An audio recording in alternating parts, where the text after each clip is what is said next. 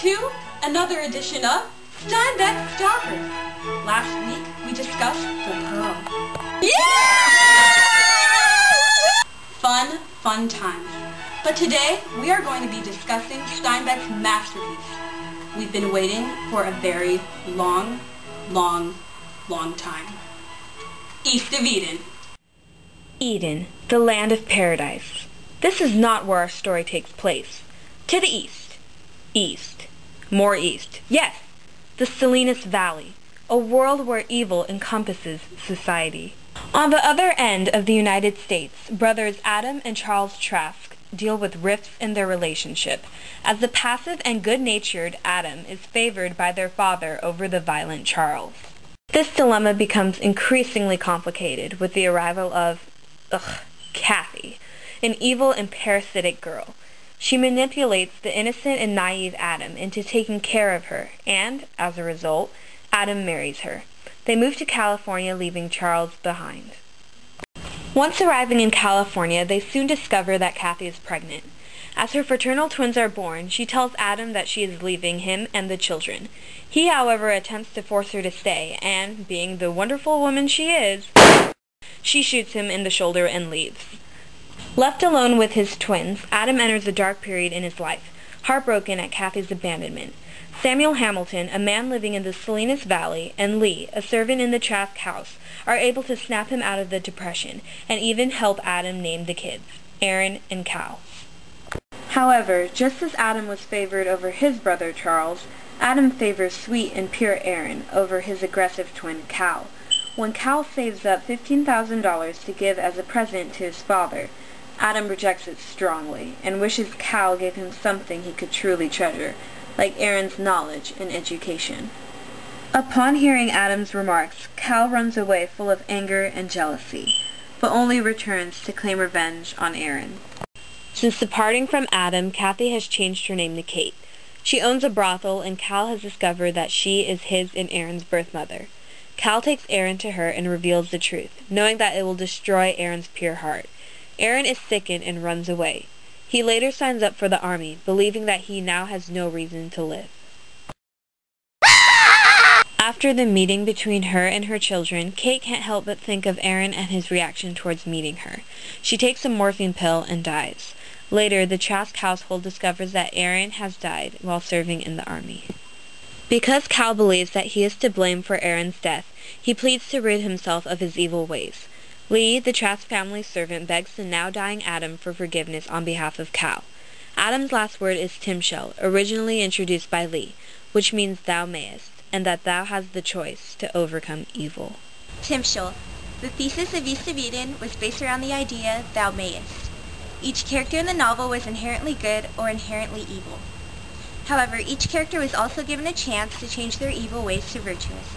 The struggle between good and evil reveals the struggle individuals have in everyday life, between what is right and what is wrong. East of Eden has the underlying message that each person has a choice, which in so making shapes their characters and their lives. Timshel Thalmaeus. That is the underlying message in Steinbeck's novel East of Eden. Within the novel, the story takes place on the Salinas Valley, a barren land where most of the characters reside. The land lies between two sets of mountains.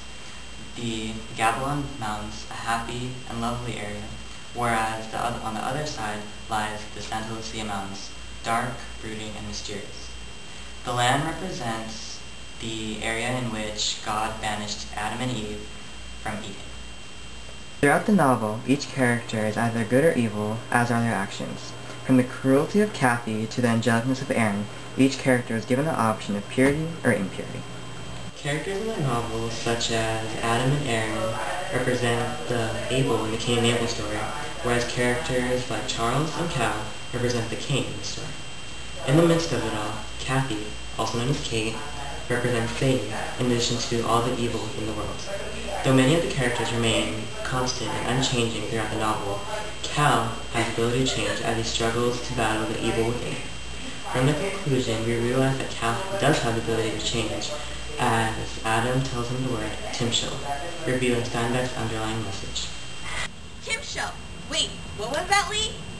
Timshel! Wait,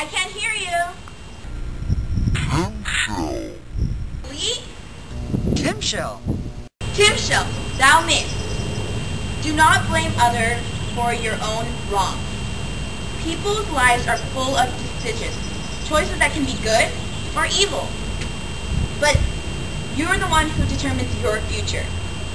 The Cain and Abels of the world might cease to exist in the future. Tim shall. The Hebrew word timshel, meaning thou mayest, dismisses the idea that God has set our lives as ordered or predetermined. God gave us free will in the choice between good and evil. What do you believe John Steinbeck is attempting to convey in terms of guilt and forgiveness? What about family inheritance versus free will? Do you feel that you have entire control of your life, or are you submissively living according to your environment and others' expectations? Timshel, you have the choice. Jehovah said, if thou dost well, shalt thou not be accepted? And if thou dost not well, sin lieth at the door. And unto thee shall be his desire, and thou shalt rule over. Thou shalt, and do thou. And this was the goal from our mining. Thou mayest rule over sin. The American Standard Translation orders men to triumph over sin, and you can call sin ignorance. The King James translation makes a promise in thou shalt, meaning the men will surely triumph over sin. But the Hebrew word, the word timshel, thou mayest, that gives a choice. It might be the most important word in the world. That says the way is open. That throws it right back on a man. For if thou mayest, it is also true that thou mayest not. Thank you for joining us on this edition of Steinbeck Stalkers. Tune in next week where we review The Red Pony. Yeehaw! This is Therese Garrido signing off. Godspeed.